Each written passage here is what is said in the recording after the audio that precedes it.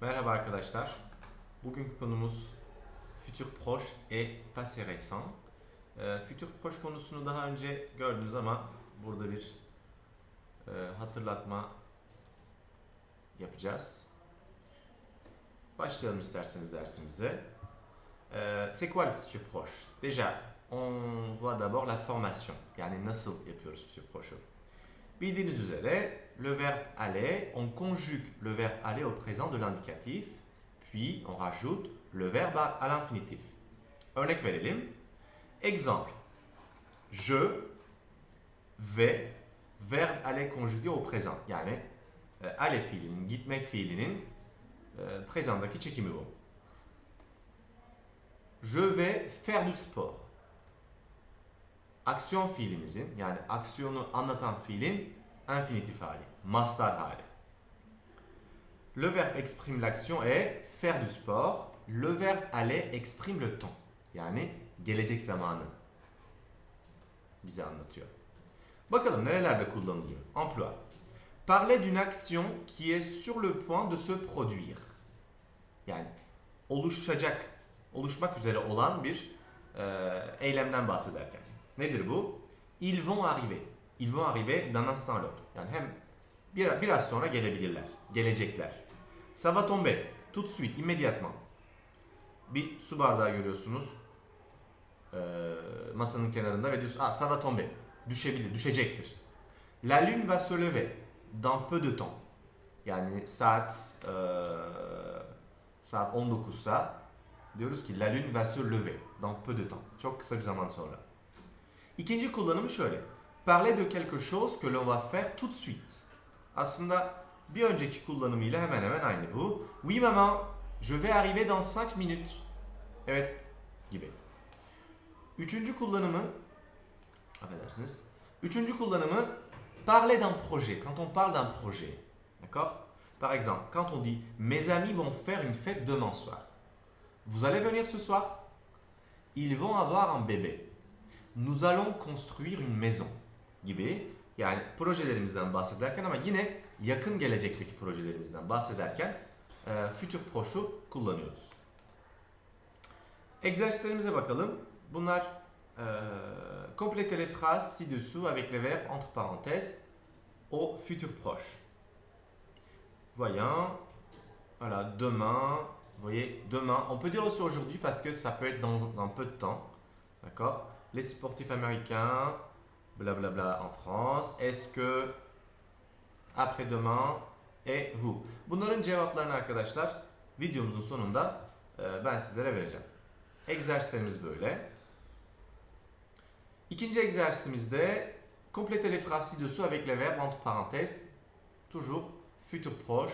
Dans une semaine, les étudiants, les partiels. Ce soir, ils vont apprendre la leçon d'histoire. Demain Fabrice diye devam ediyor. Bunları da yaptıktan sonra videomuzun sonunda bunların cevaplarına ulaşabilirsiniz. Size bir tavsiyem egzersizler kısmı geldiği zaman videoyu durdurup egzersizleri yapıp videoya devam etmeniz. Passé récent. Şimdi önce futur proche'u gördük. Ne dedik? Yakın gelecek veya yakın gelecekte yapılan planlarımızı anlatan bir zaman. Passé récent, passé composé'den aklınızda kalmıştır. Passé geçmiş demek. Geçmiş demek. Récent da yakın geçmiş. İngilizce'deki aslında o present perfect tense'e benziyor. Yani kullanımları benziyor. Formasyonu ne kadar da benzemesi de. Le passé récent se compose de 3 éléments. Yani 3 tane eleman var arkadaşlar. Unutmayın. Le verbe venir au présent plus préposition de venir plus de plus à l'infinitif du verbe. Şöyle göstereyim. Je viens de monter. Vous voyez, je, sujet, venir conjugué au présent, le verbe venir conjugué au présent, plus préposition de, plus monter. Je viens de monter, tu viens de monter, ça vient de monter, il vient de monter, artık onların çekimleri böyle. Şimdi burada de'yu koymazsanız ne anlama gelir? Je viens monter. O zaman burada bir temps olmaz, yani zaman olmaz. Sadece je viens monter, monte etmeye geliyorum anlamına gelir Türkçe'de. Tamam? O yüzden de preposisyonun konulması çok önemli. Je viens de monter gibi. Bakalım nerelerde kullanılıyor? Aslında bunun kullanımı çok daha basit. Parler d'une action qui vient juste de se terminer. Aslında burada da venir passé récent'ı kullanmışız. Ce qui est proche dans le passé. Yani yakın zamanda olan, yakın zamanda gerçekleşmiş olan, bitmiş olan aksiyonlar için kullanılıyor. Mesela bakalım. Il vient d'avoir un enfant. On est le 17, le bébé est né le 16. Yani bugün ayın 17'si, bebek 16'sında doğmuş veya biz akşam konuşuyoruz, bebek sabah doğmuş gibi. La lune vient de se lever. Saat 6 ve ay saat 17.45'te doğuyor gibi. Papa vient d'arriver. Il est 18h et papa est arrivé à 17h45. Ce qui est proche dans le passé. D'accord? Il vient de tomber. Je viens de tomber. Donc j'ai toujours mal. Hala acım var. Burada aslında biraz daha present perfect tense'le benzerliğini görebiliyorsunuz. Tu veux boire quelque chose? Non merci. Non merci, je viens de boire un café. Henüz kahve içtim. Aslında biz bunu Türkçe'de henüzle veriyoruz. Yani yakın geçmiş, bizim dilimizde böyle bir zaman yok ama henüz içtim, henüz bebekleri oldu ya da yeni doğdu gibi kelimelerle tamamlıyoruz. Egzersizlere bakalım. Şu anda complétez les phrases ci-dessous avec les verbes entre parenthèses. Passé récent'a göre bunları yapıyorsunuz. Bir tanesini yapalım mesela. Je achetais le maillot de mon équipe préférée. Je viens d'acheter le maillot de mon équipe préférée. D'accord? Je viens d'acheter le maillot de mon équipe préférée gibi. Ya da ikiyi de yapalım hadi. Quel dommage, vous venez de quitter la sélection française. Vous voyez? Venez plus le verbe à l'infinitif. Diğer egzersizimize geçelim. Burada futur proche mu yoksa passé récent mı? Sizden bunu yapmanızı istiyoruz. Complétez les phrases ci-dessous avec les verbes entre parenthèses. Olduğu gibi. Nous sommes très heureux. Nous, bla bla bla bla, un voyage autour du monde. Bu ne olabilir? Bir öncekine baktığımız zaman nous sommes très heureux. Çok mutluyuz. Yani demek ki yakın bir geçmişte bir şeyler olmuş. Nous sommes très heureux. Nous venons de gagner un voyage autour du monde. Gibi. D'accord? Mesela bakalım 5'e bakalım şuradaki cümleye. Hop. Je suis très fatigué. Çok yorgunum. Je bla bla bla ne pas sortir ce soir. Çok yorgun olduğum için je ne vais pas sortir ce soir. Bu akşam çıkmayacağım. Bu da futur proche oluyor. Egzersizlerin koleksiyonlarına bakalım arkadaşlar. Demain, je vais jouer au tennis avec Gaël. Aujourd'hui, il va acheter une raquette. Bakın, demain ve aujourd'hui görüyorsunuz. İkisini de kullanabiliriz. Les sportifs américains vont venir en France. Est-ce que tu vas regarder, burada va'da es olacak. Unutmuşuz burada. Est-ce que tu vas regarder le match ce soir? Après-demain, yani yarından sonra, nous allons courir au parc. D'accord? Vous allez arriver en retard à l'entraînement.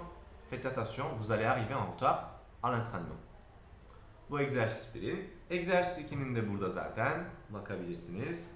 Yine les étudiants vont commencer, ils vont apprendre, Fabrice va travailler, demain, après-demain, vous allez réviser les sciences. Jeudi, yani bu jeudi, bu perşembe, nous allons nous pencher. Bakın burada önemli olan şuna da bakmanız gerekiyor. Se pencher fiili, işteş veya dönüşlü dediğimiz bizim pronominal bir fiil. Her zaman pronominal fiillerde gördüğümüz gibi her zaman sujet neyse ona göre uyum yapıyoruz. Burada da nous allons, bakın şurada, nous allons nous pencher. D'accord? Nous allons nous pencher. sur la philosophie. Vendredi, nous allons faire une révision générale. Samedi, tu vas te concentrer sur les épreuves. Yine aynı.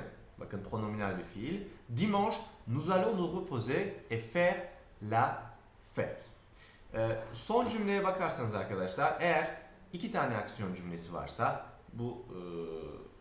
bu şey için de geçerli. Yani passé récent için de geçerli. Aslında Fransızcadaki diğer tüm fiiller için geçerli. Nous allons nous reposer et nous allons faire la fête demek yerine dimanche nous allons nous reposer et faire la fête diyebilirsiniz. Egzersiz 3 bakıyoruz. İlk iki yaptık zaten. Ludovic et Clément viennent de tomber sur la pelouse. Gauthier, le joueur marseillais, vient de marquer un but. Vous avez les cheveux mouillés. Oui, nous venons de sortir de la piscine. Bakın. Vous avez les cheveux mouillés. Yani saçlarınız hala ıslak. Evet, henüz şeyden çıktık. Henüz piscine, havuzdan çıktık demek için. Yine passé récent kullanıyoruz. Tu es très fatigué? C'est normal. Tu viens de finir la compétition. Çok mu yorgunsun? Evet, normal çünkü henüz bitirdin diyebilirsiniz. Egzersiz 4. Passé récent ou futur proche demiştik. İlk birinci ve beşinci aktiviteyi zaten yapmıştık. C'est décidé, on quitte la ville. Karar verdik. Şehri bırakıyoruz. On va s'installer à la campagne. Tamam? On va s'installer à la campagne. J'adore ton projet et je suis sûr tu vas réussir. Projene bayıldım.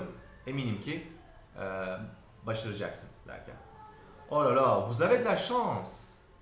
Il vient d'arriver à la maison. Je vous le passe. Çok şanslısınız.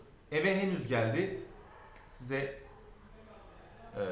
hemen veriyorum onu size derken. Je vous le passe. Buradaki kalıbı belki anlamamış olabilirsiniz.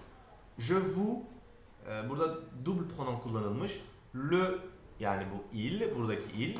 Şöyle görüyorsunuz buradaki il.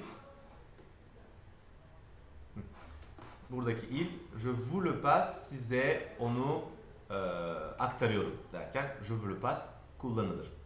Je suis très fatigué, je ne vais pas sortir ce soir.